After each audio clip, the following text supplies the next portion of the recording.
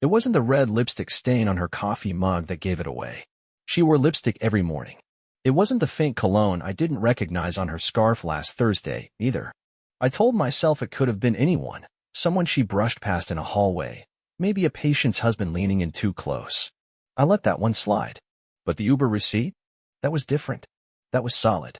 It showed she was picked up from 847 Dixon Street at 10:42 p.m., an address deep in a part of town she has no reason to be in.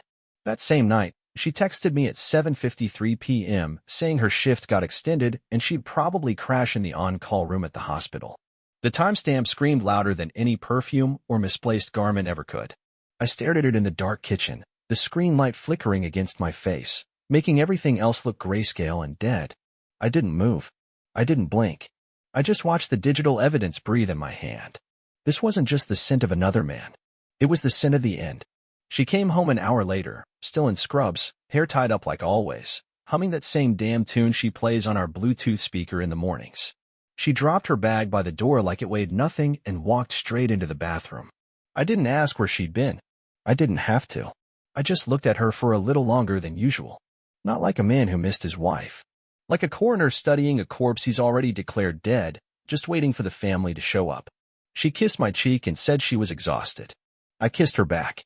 She had no idea.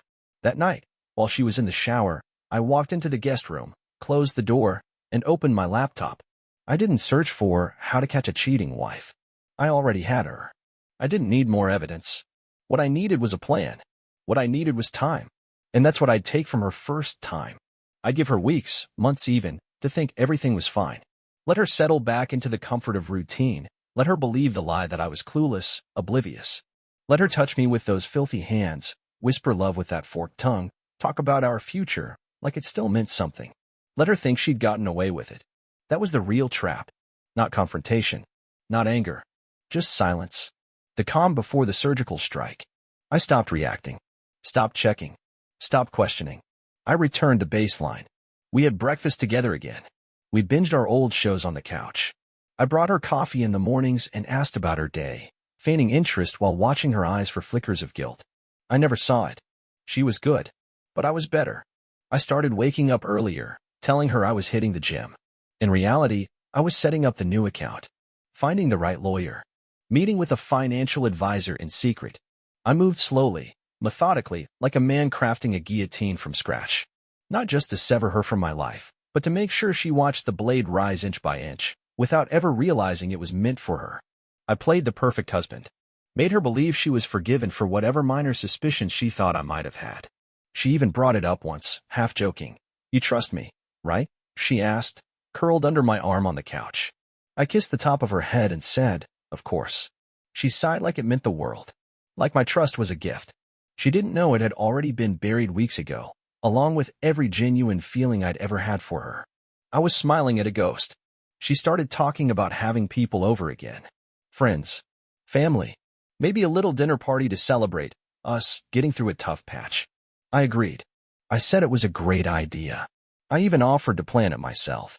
Her eyes lit up like a girl who thought she was loved. She had no clue she was walking straight into a funeral. Not hers, ours. But I'd be the only one leaving it alive. And that night, after she fell asleep, I opened that same Uber receipt again. Not because I needed a reminder of her betrayal. I just liked looking at it. It was clean, cold, brutal in its clarity. One pickup, one lie, one crack in the mask she wore. That one little line of digital ink had started a fire so slow, so quiet, she'd never even smell the smoke until the roof collapsed. I didn't hate her. That would have been easier. Hate is loud, sloppy. Hate burns out fast. No, what I felt was sharper, precise, controlled. This wasn't rage. This was surgery. And when I was done, she'd feel everything. Not all at once, no. Slowly. As if the universe itself had turned against her. I wanted her to look back and realize the exact moment she lost me wasn't when I found out. It was when she kissed me that night and thought she'd fooled me. Let her sleep. Let her dream. Let her believe I'm still hers. Morning's coming. And so is the reckoning. We used to have a rhythm. Not the fake kind people post on social media, those over-filtered snapshots of brunch plates and beach walks. I'm talking about real rhythm. Coffee brewed by 6:15. Showered by 6:40. Her in scrubs, me in slacks. both out the door by 7. We texted during the day, not in paragraphs, but in those comfortable little exchanges that said, "I'm thinking of you," without actually saying it. Dinner together unless one of us had overtime, Friday movie nights, lazy Sundays filled with groceries, laundry, and the occasional wine-fueled board game that always ended with her laughing, barefoot on the couch, calling me a cheater because I somehow always won. It wasn't perfect, but it felt safe. It felt earned. We had built a life with structure and inside jokes and quiet rituals no one else would understand. She was my home, or so I thought. But looking back, I realized the cracks were already there. I just didn't want to see them. The kisses started to change first. They became transactional. Like checking a box. A quick peck on the lips that didn't linger. I told myself we were just busy. Stressed. That's what marriages go through, right? But then there were the closed tabs. She'd be on her phone on the couch, scrolling, smiling faintly, and if I walked by, the screen would switch. Not suspiciously fast. Just deliberately enough to register. I asked once what she was looking at. She said Pinterest recipes and turned the screen toward me like a shield. I nodded and said nothing. But I knew she hadn't cooked in weeks. She started going to yoga. Nothing wrong with that. We're not in our 20s anymore. Taking care of the body is important. But she'd come back after an hour and a half glowing, not from sweat, but from makeup. Foundation, mascara, a slight shimmer on her lips. I'm not an idiot. No one wears highlighter to stretch in a dimly lit studio. Still, I let it go. Maybe she just wanted to feel good about herself. That's allowed, right? I told myself not to be paranoid. Then came the charge on our joint card, $112. A hotel. Downtown. Tuesday night.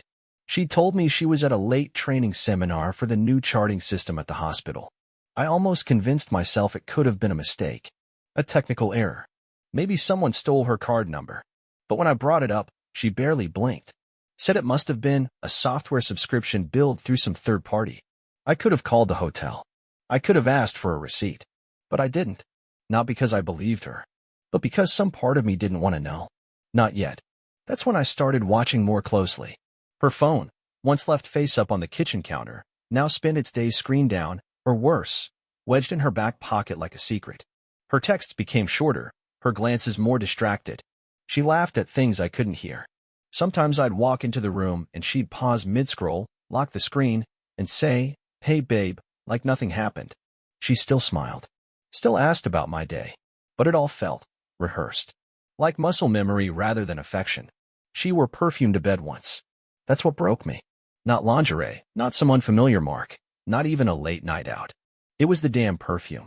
A soft vanilla scent I'd never smelled before. I asked why, jokingly. She said she just wanted to feel a little sexy. Then rolled over and went asleep without touching me. I lay awake for hours, staring at the ceiling, counting the things that didn't add up. The picture frames on the wall, still showing our wedding in Santorini. The calendar on the fridge, marked with our anniversary plans. The love you sticky note she left in my lunch bag the next morning. It all felt like evidence in a case where I already knew the verdict. But I said nothing. I smiled. I kissed her back with the same dead warmth she gave me. I asked if she wanted to go out that weekend, and when she declined, citing another yoga workshop, I simply nodded. I even told her to have fun. And she did. She laughed, thanked me, and disappeared into the bathroom, humming again. There's a strange clarity that comes when you finally accept the truth.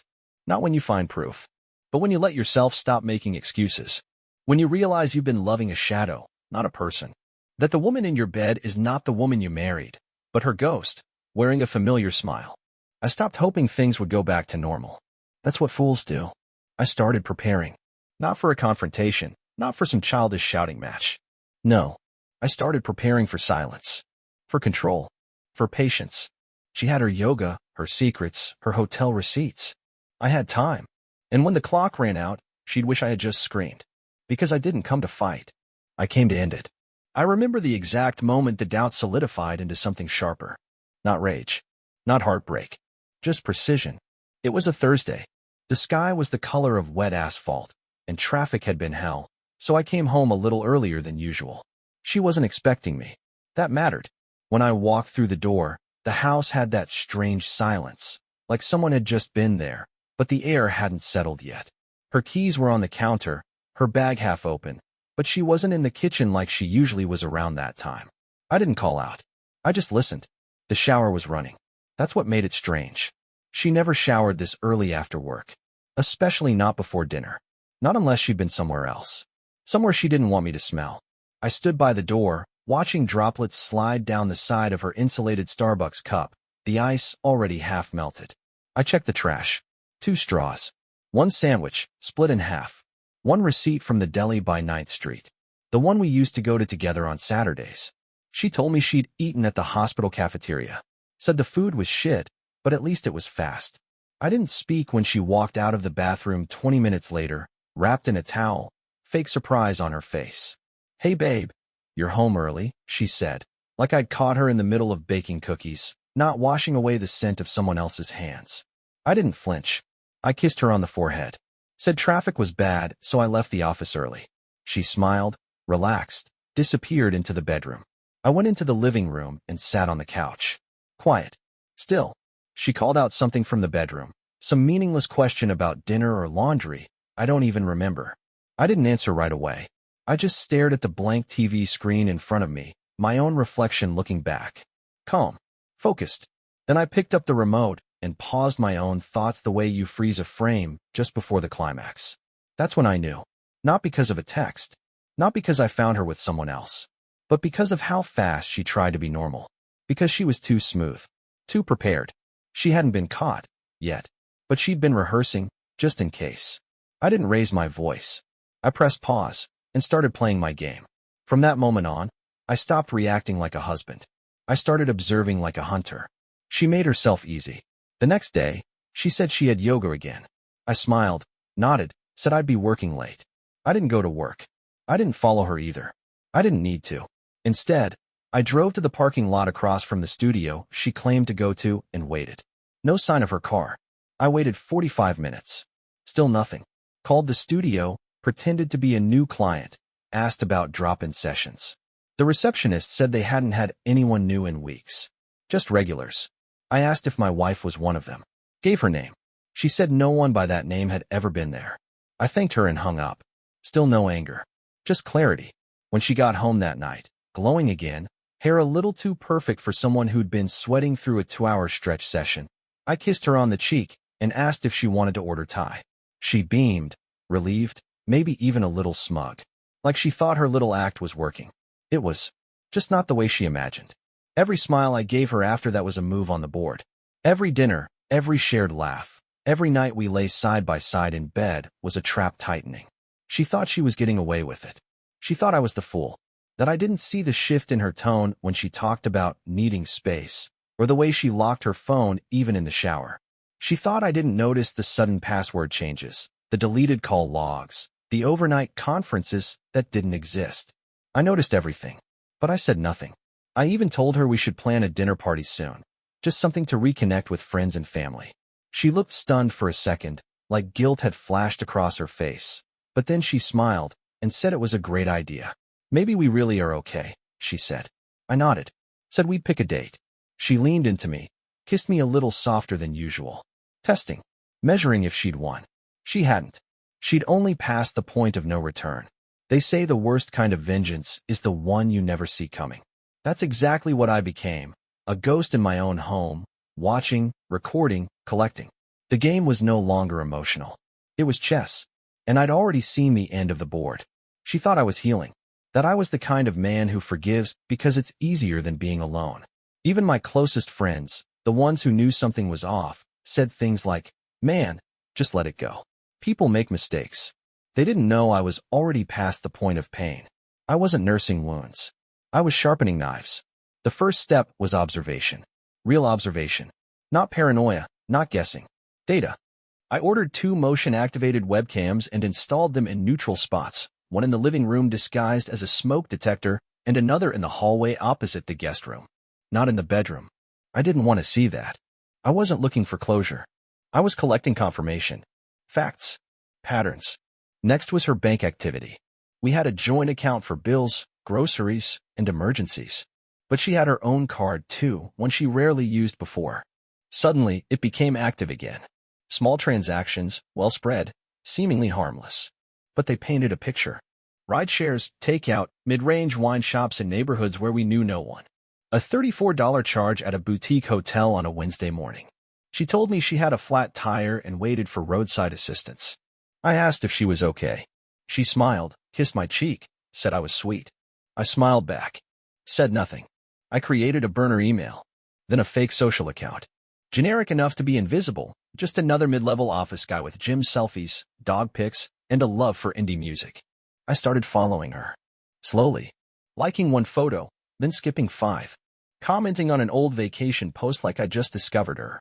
I watched her flirt back in private messages. Short replies at first, then more. She thought it was harmless. Thought she was in control. I tested her loyalty through that fake account. Dropped a subtle line. You seem different than most married women I meet. She replied, I guess I'm not like most wives. That was enough. I didn't push. I didn't need more. She had taken the bait. Then came the final detail, the schedule. I built a log. Time in, time out. Yoga nights, work, weekends, overnight conferences that somehow never lined up with her hospital's calendar. Every entry was timed and backed with screenshots. GPS receipts. Card logs. Even timestamps from our smart thermostat, which told me when the door opened, when lights were turned on, when she came home smelling like another man's shower gel. All the while, I played the part perfectly. Loving husband. Slightly distant, maybe tired, but never hostile. I even suggested a weekend getaway to reconnect. She agreed too quickly. Almost like she felt guilty.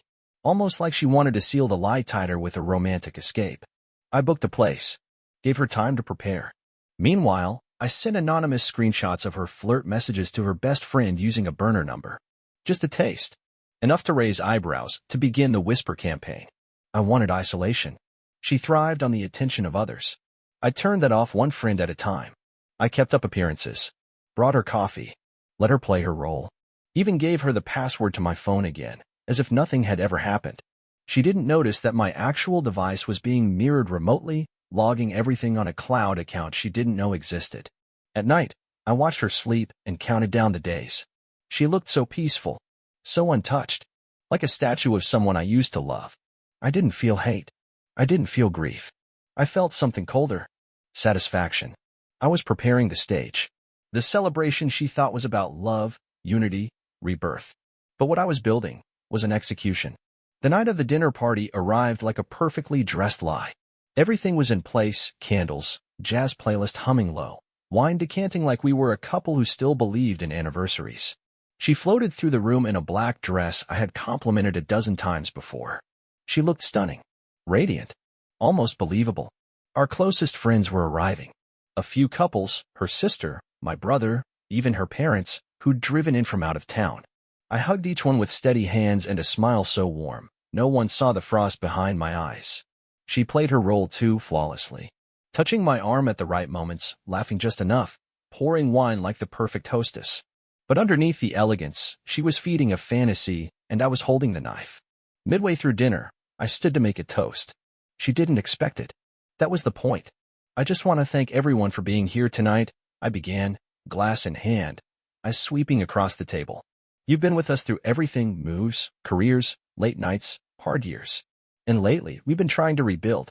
Her eyes locked onto mine, a flicker of something nervous behind the smile. I returned it with calm. So I wanted tonight to be a celebration. Of truth. I turned to her, raised my glass slightly. Of honesty. Then I reached into my jacket pocket and pulled out a small remote. The TV behind me flickered to life. Quiet. No sound at first, just a series of still images. Her car parked outside the boutique hotel. Her coming out 2 hours later, fixing her hair, a man's silhouette behind her at the glass doors. Then another shot, her text thread with my fake account, her fingers flirting on the screen, saying things no married woman should say to anyone but her husband. The room went dead silent. Only the soft clink of a fork dropping onto porcelain broke it. Her mouth opened, but nothing came out. This isn't a mistake, I said, slowly. This is a multi-day decision. One you rehearsed. One you chose. One you will pay for. She stood up fast, knocking over her wine. Wait. This isn't what it looks like. It looks exactly like what it is, I cut her off, not raising my voice. Just loud enough for the room to hear. I turned to her father. You once said if I ever hurt your daughter, you'd bury me. I pointed to the screen. She's been digging the grave herself for 6 months. Gasps. Chair shifting. Her sister blinked at the photos, face draining pale. My brother just stared, jaw locked, no surprise in his eyes. Her mother was crying, whether from shame or betrayal, I didn't care. She turned to me, voice cracking, still trying to salvage something. We can talk about this. Please, not here. We're done talking, I said. You've been talking enough for both of us. With him. With your little lies. With your mascara still fresh after yoga. I stepped forward and placed a thick envelope in front of her. She didn't touch it. That's the signed divorce agreement. You'll find a property division summary, your personal items inventory, and a list of dates to retrieve your things. Then I turned to the room. I apologize for the drama. You were all invited for a celebration. And you got one. Just not the kind she expected. She showed up the next morning. No call, no message. Just appeared at the door. No makeup. Hoodie too big for her frame. Hair messy. Eyes red. She looked like someone who hadn't slept. Like someone who finally realized the ground under her feet was gone. I opened the door just wide enough to make the boundary clear. She wasn't home. She wasn't mine. She stepped in without waiting for permission, her voice already shaking the silence. How could you do that to me? In front of everyone? My parents? I closed the door slowly. Calm. Controlled. How could I? I echoed, my tone razor flat. Is that really the question you want to start with? She stormed into the middle of the living room, pacing like a caged animal. That was public humiliation. You ambushed me. You wanted to ruin me. I said nothing. I just watched her. She was unraveling. Screaming things about betrayal, about how I'd exposed her, about how she made one mistake. One. I tilted my head slightly. Then I must have invented the hotel charges. And hacked your phone to text that other man for you. It wasn't serious, she cried, voice cracking. I was lonely, okay. You've been distant. You haven't looked at me the same in months. I needed something. I needed to feel wanted. I was working, I said coldly. Building a life for us. A future. While you were building lies, one fake yoga session at a time. She lunged closer, hands trembling, eyes wide with desperation. You don't get to judge me like this. You think you're perfect? You think you've never made a mistake? I took a slow breath, not moving, not even blinking. I'm not perfect, I said. But I didn't betray you. I didn't turn our marriage into a performance. I didn't mean for it to happen. She screamed. It just did. I was confused. No, I said flatly. You weren't confused. You were careful, calculated, and sloppy enough to think I'd never notice. She stepped closer, her hand half raised. But I didn't flinch. Her body froze mid-motion, like her instincts screamed to strike, but her mind remembered who she was dealing with. I stared directly into her eyes, still cold, still clear. I didn't need to shout. I'd already won. Go ahead, I said quietly. Hit me. Add assault to betrayal. Maybe that'll help the victim act stick. Her hand dropped. Her face crumbled. Tears started to fall. I didn't want to lose you. I didn't want to destroy everything. I didn't think it would go this far. But it did, I said. And not by accident. This wasn't one bad choice. It was 100 small ones. Each text. Each lie. Each shower you took before you came home. She sat down on the edge of the couch like her legs had finally given out. Hands in her hair, sobbing now. Real, broken sobs. But they didn't move me. Not anymore. I had felt everything already, months ago. Now all I felt was silence. I'm going to lose everything, she whispered. No, I said. You already did. Revenge isn't loud. It's not screaming in her face or throwing her things out the window. Real revenge is silent. Calculated. I didn't want her to cry. I wanted her to understand. To wake up every day in the wreckage of what she destroyed and realize, he didn't just leave me. He dismantled me. And I did it the only way it should be done, legally, surgically, without ever losing control. While she spiraled, I kept working. The day after the dinner party, while she was too ashamed to face anyone, I was meeting with my attorney again, finalizing a divorce agreement that gave her nothing more than she was legally owed, and stripped her of every benefit she'd ever abused. The car? Leased in my name. Her use was a courtesy. Revoked. Insurance canceled. I even had the tow company schedule a pickup on a morning I knew she'd be leaving for work. Let her feel the humiliation when her boots hit the pavement and the car was just gone. Bank accounts? Frozen and split. I'd moved most assets months earlier, legally, discreetly. She never noticed because I let her think we were recovering. She was too busy sneaking out of hotel lobbies to check the numbers. She had her own account now. A sad, Empty shell with just enough in it to cover a few weeks of basic survival. No credit. No cushion. Just reality. But that was only the start. I made sure she was alone in it. Her friends, the ones who used to defend her blindly, started getting anonymous messages. Screenshots of her texts with the affair partner. The fake yoga class receipts. Snippets of her social DMs where she talked about feeling bored in our marriage while flirting with a man who didn't even know her birthday. I never revealed my name. Never signed anything. Just sent the truth. Quietly. Strategically. Her parents? They received a package. Physical copies. Printed. Highlighted. A typed letter. No emotion. No accusations. Just dates, locations, evidence. At the bottom, I added, "You raised a woman who thought love was disposable. I hope you at least taught her how to survive on her own." And the man? Her little affair? I sent him something too. Not threats. Not photos. Just a folder titled with her name. Inside, digital scans of private medical forms she once shared with me. Ones that included a note about a treatable but communicable condition. One she clearly never told him about. Let them both sit in that awkward, infected silence. Let him wonder who else she kept secrets from. I made sure it was anonymous. I didn't want him to know it came from me. I wanted him to feel like the world was collapsing from all directions at once. Just like she would. The hospital where she worked? I didn't go scorched earth. That would be too easy. I simply forwarded certain security camera stills, her in scrubs, clocking out, and then appearing at the hotel on the same night she claimed to be on call. Sent them from a dummy account to HR with a polite note. Thought you should know where your staff spend their emergency shift hours. I wasn't trying to get her fired. I was giving her just enough friction to damage her reputation, to erode trust, to ensure promotions and glowing reviews would never come easily again. I changed the locks before she could ask for time to talk. She didn't have a key anymore. Her things were packed in boxes, labeled, delivered to her sister's house. No confrontation. No drama. Just done. She texted me once after that. Just one line. "You're destroying me."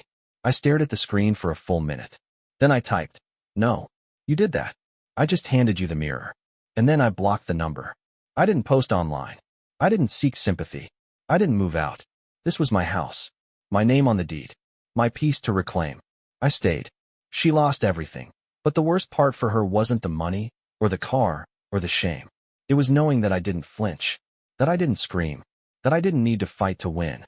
I just removed her from the equation. Like she was never part of the formula to begin with. She was the one who suggested the dinner with friends. Said it was time to rebuild, to clear the air.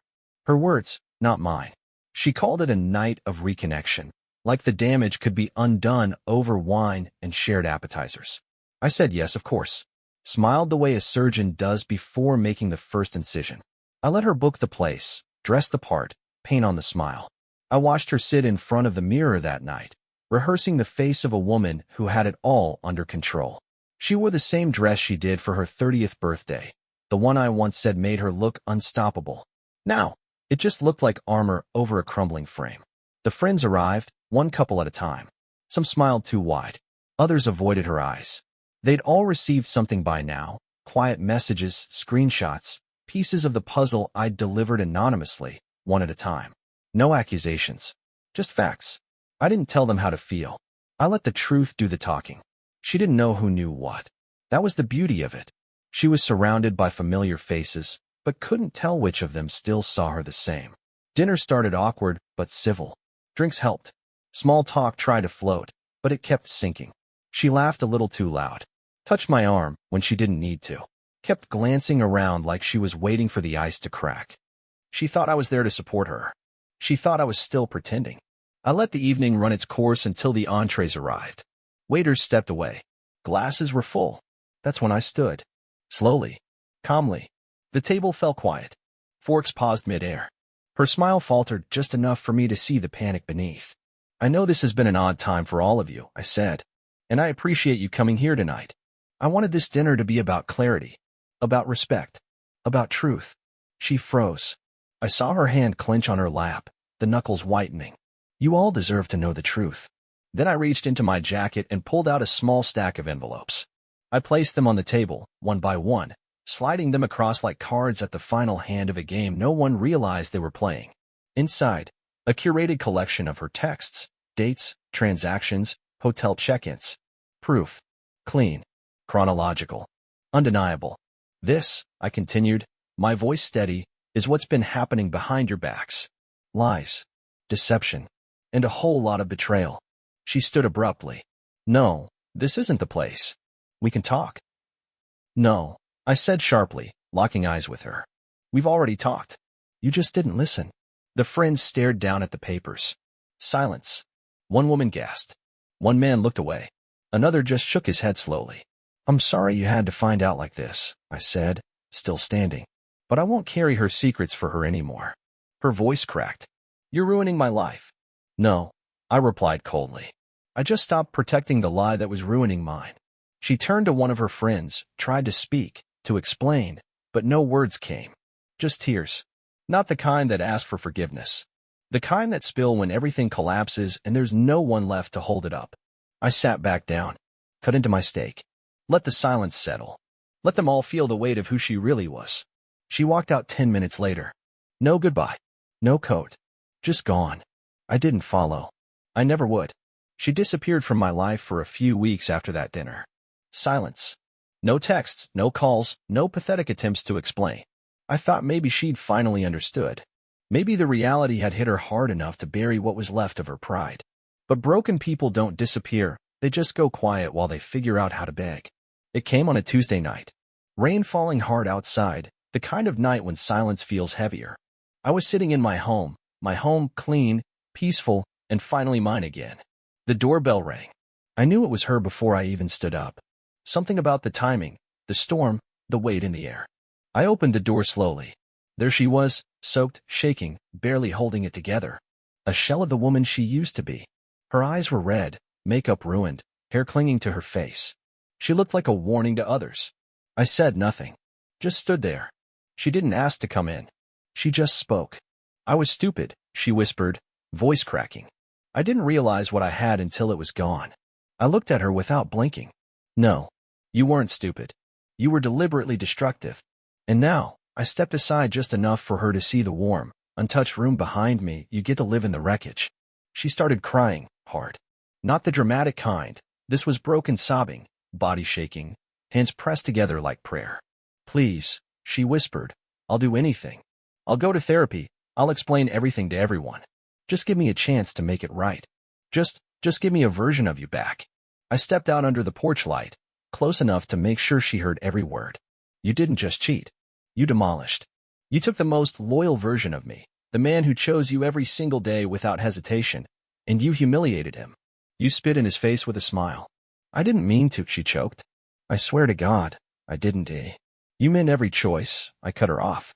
You meant to lie, to cover, to sneak around, to gaslight me while you snuck out to your little hotel rooms and came home reeking of borrowed time. She collapsed onto the porch bench, sobbing into her hands. I'm alone. My parents won't talk to me. My friend's gone. Work's a mess. He blocked me. Everyone left. Good, I said. Maybe now you understand the cost. She looked up, eyes wide, desperate. You don't have to forgive me. Just talk to me. Please. Don't leave me like this. I already did, I said coldly. You just didn't feel it until now. The wind howled behind her. The rain didn't stop. I stepped back, closed the door slowly, no slamming, no final scream. Just silence. Because that was her new life now. Silent. Empty. Without me. Life after her was clean. That's the only word I keep going back to. Clean. Not peaceful, not joyful, though there's plenty of that now. Just clean. No lies clinging to the corners of conversations. No forced laughter over dinners where the silence said more than either of us ever did. No more pretending not to notice the little shifts, the late-night showers, the phone flipping face down, the yoga classes that left her skin smelling like someone else's cologne. People say revenge leaves you empty. Those people are weak. Revenge doesn't empty you. It clears the rot. It scrapes out every last ounce of infection left by the betrayal. And for the first time in months, maybe years, you breathe clean air again. I didn't chase happiness after I ended it. I just started living like a man who had nothing left to tolerate. That meant cutting out the rot, every last shred of it. The house. It's mine now. The silence. I earned it. The bed. No longer half full with a woman who whispered lies into her pillow after letting another man use her body. She's tried to contact me since. Not often. Just enough to remind me she still exists. A comment on an old post. A random email with no subject line. Once a letter. Handwritten. Full of phrases like, I miss who we were. And, you know I wasn't thinking straight. I didn't respond. There's no point in talking to someone who only learned how to scream once no one was listening. I know what her life looks like now. That's not an assumption. It's fact. Word travels. The hospital didn't fire her, but they didn't renew her contract either. No promotion. No recommendations. Just cold professional purgatory. Her parents speak to her, barely. Her sister moved out. Her friends, gone. One by one. The truth seeped into every relationship she had, poisoning it the same way she once poisoned ours. She wanted to play a high-stakes game with her marriage on the line. She lost. And I didn't just walk away. I made sure she couldn't ever rebuild what she destroyed. That's the part they never expect. They think, he'll leave, he'll cry, he'll maybe meet someone new. No, I didn't leave. I stayed. I took the house, the respect, the narrative. She got the silence, the shame, the slow rot of a life no one trusts anymore. She's the ghost now. The woman in group chats no one replies to. The name that makes people change the subject. The story people tell when they want to warn others. She used to have control. Power. I stripped it all without ever touching her. The most poetic part? I found someone else. Eventually. And not because I needed to fill a space, but because one day, someone sat across from me at a coffee shop and asked how my day was, and I didn't have to lie to keep the peace. She came into my life without secrets, without baggage, without perfume soaked in guilt. She didn't replace my ex. She reminded me that love doesn't have to hurt. Now I live well. Not because I want her to see it, but because she has to. Every photo she scrolls past, every mutual friend she hears from, every accidental glimpse into my life online is a reminder. I got better. She didn't. They say time heals all wounds.